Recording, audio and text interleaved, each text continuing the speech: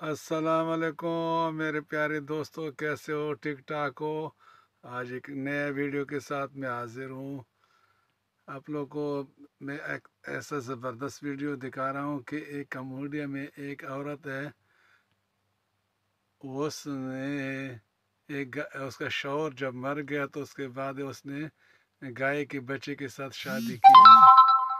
आप लोग भी देखो, दोस्तों के साथ भी शेयर करो। प्लीज़ दोस्तों, अगर मेरा वीडियो चैनल अगर किसी ने सब्सक्राइब नहीं किया, प्लीज़ लाइक करो, सब्सक्राइब करो। ऐसे अच्छी अच्छी वीडियो आप लोगों को और भी मिलेगा। फ़ी अमान अल्लाह। अपना बहुत सारा ख्याल रखो। कि अल्लाह हाफिज़। अस्सलाम वालेकुम।